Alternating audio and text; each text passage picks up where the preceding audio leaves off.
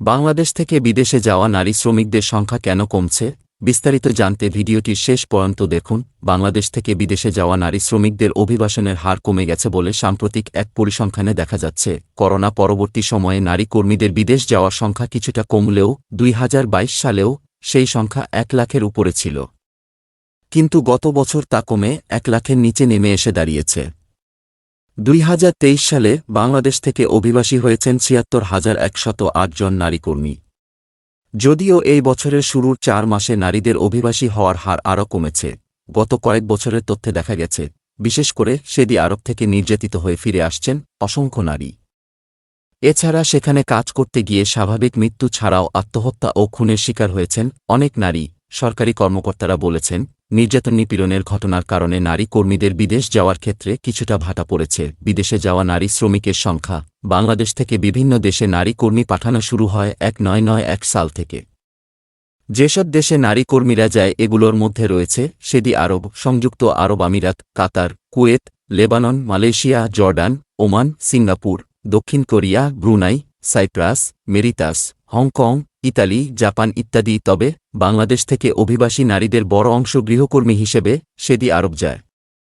জনশক্তি, কর্মসংস্থান ও প্রশিক্ষণ ব্যুরোর ওয়েবসাইট থেকে প্রাপ্ত তথ্যে দেখা যায়, গত ২০ বছরে বাংলাদেশ থেকে ১১,৬২,৭৯১ জন নারী শ্রমিক বিভিন্ন দেশে যান। সরকারি এ সংস্থাটির তথ্য বিশ্লেষণ করে দেখা যায়, বিদেশে নারী কর্মী যাওয়ার পর থেকে ২০১৭ সালে এক বছরে সর্বোচ্চ ১,২১,৯২৫ জন নারী বিদেশে যান। ২০১৯ সাল পর্যন্ত বছরে ১ লাখের বেশি নারী কর্মী পাঠানোর ধারা অব্যাহত ছিল।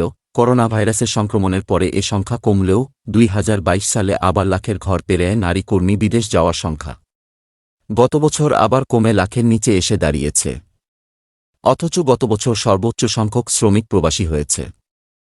এ সংখ্যা ১৩ লাখের বেশি, কিন্তু নারী শ্রমিকের সংখ্যা কমে হয়েছে ৬৭,১০৮ জন। এ বছরের প্রথম ৪ মাসে ২১,৫৫৮ জন নারী শ্রমিক বিদেশে গেছেন। নির্যাতনের অভিযোগ ওঠায় ইন্দোনেশিয়া ও ফিলিপাইন গৃহকর্মী পাঠানো বন্ধ করে দিলে ২০১৫ সালে বাংলাদেশের সঙ্গে চুক্তি করে সৌদি আরব। তবে বাংলাদেশ থেকে যাওয়া এসব নারীদের অভিজ্ঞতা অনেক সময়ই সুখকর হয় না বলে অভিবাসন নিয়ে কাজ করা সংস্থাগুলো বলছে। কেননা গৃহকর্মী হিসেবে যারা যায়, বেশিরভাগ সময়ই নির্যাতনের শিকার হয়ে তাদের অনেককে দেশে ফিরে আসতে হয়। ২০১৮ সালে সৌদি আরবে গিয়ে নির্যাতনের শিকার হয়ে মাত্র ৫ মাসেই দেশে ফিরে আসতে বাধ্য হয়েছেন এমন একজন নারীর সাথে কথা হয়েছে বিবিসি বাংলার। তিনি মানিকগঞ্জের একটি গ্রাম থেকে সৌদি আরবে গিয়েছিলেন।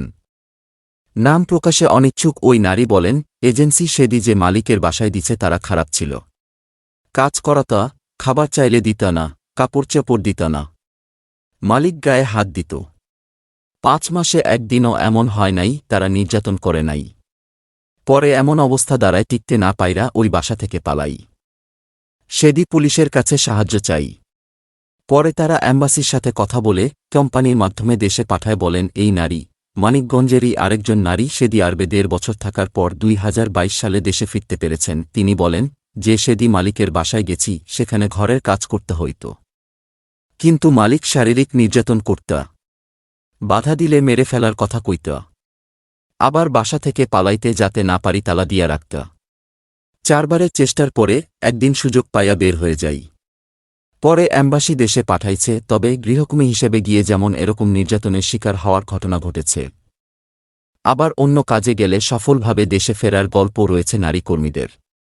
এদেরই একজন মনোয়ারা বেগম। মানিকগঞ্জের এই নারী জানান, ১৯৯৭ সালে সৌদি আরবে গিয়ে ১-২ বছর রিয়াদের একটি হাসপাতালে সুইপারের কাজ করার পর তিনি দেশে ফিরেছেন।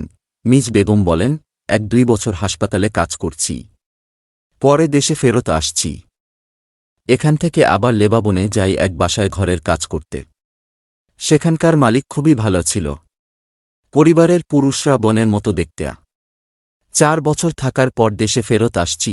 শারীরিক নির্যাতনের কারণে গৃহকর্মী হিসেবে নারী শ্রমিক বিদেশ যাওয়ার সংখ্যা কিছুটা কমেছে বলে স্বীকার করেছেন সরকারি কর্মকর্তারা। তবে প্রশিক্ষিত হয়ে অন্য পেশায় নারীরা যাচ্ছে বলেও জানান তারা। জনশক্তি, কর্মসংস্থান ও প্রশিক্ষণ ব্যুরোর অতিরিক্ত মহাপরিচালক শাহ আব্দুল তারিক বিবিসি বাংলাকে বলেন, বিভিন্ন শারীরিক নির্যাতন, নিপীড়নের অভিযোগের কারণে নারীদের অভিজ্ঞতা ভালো না, তাই গৃহকর্মী হিসেবে নারীদের বিদেশ যাওয়া কমেছে। কারণ এ পেশায় নারীরা প্রশিক্ষণ নিয়ে যায় না। এর প্রভাব পড়েছে পুরো সংখ্যায়। কিন্তু অন্য পেশায় প্রশিক্ষণ নিয়ে নারীরা যাচ্ছে। তিনি বলেছেন, আমরা চাই নারীরা বিভিন্ন পেশায় স্কিলর হয়ে যাক। দেশের বিভিন্ন জেলায় ভোকেশনাল ট্রেনিং সেন্টার রয়েছে। যদিও অভিবাসন খাত সংশ্লিষ্টরা মনে করছেন, নারী কর্মী বিদেশ যাওয়ার সংখ্যা কমেছে। এ পরিসংখ্যানে এখনই পেছানো যাবে না। কারণ গত কয়েক বছরের নির্যাতনের ঘটনাগুলোর প্রেক্ষিতে সরকার কিছু বিষয়ে কঠোর হওয়ার ফলে এটি নিয়ন্ত্রণে রয়েছে। ব্র্যাকের অভিবাসন কর্মসূচির প্রধান শরীফুল হাসান বিবিসি বাংলাকে বলেন, এখনই নারী শ্রমিকদের বিদেশে যাওয়ার সংখ্যা কমেছে, এটা এখনই বলা যাবে না। কারণ নির্যাতন সংক্রান্ত নানা ঘটনার কারণে সরকার প্রশিক্ষণ দেয়া, সনদ ছাড়া বিদেশ না যেতে দেয়া সহ বিভিন্ন নিয়ম কঠোর করে। এর ফলে এটা নিয়ন্ত্রণে এসেছে। কিন্তু এখনই কমে গেছে এটা বলা যাবে না। কারণ এখন নিয়ম কঠোর হওয়ায় সিস্টেমের মধ্যে এসেছে প্রক্রিয়া। কাজেই এটাকে কম বলার সুযোগ নেই বলেননি হাসান। বিদেশে নারী শ্রমিকের মৃত্যু, বাংলাদেশ থেকে কাজের উদ্দেশ্যে বিদেশে গিয়ে যারা মারা যাচ্ছেন তাদের নিয়ে একটি গবেষণা প্রতিবেদন তৈরি করেছে refugee and migratory movements research unit, Ramru. গত বছরের জানুয়ারিতে এই প্রতিবেদনটি প্রকাশিত হয়েছে।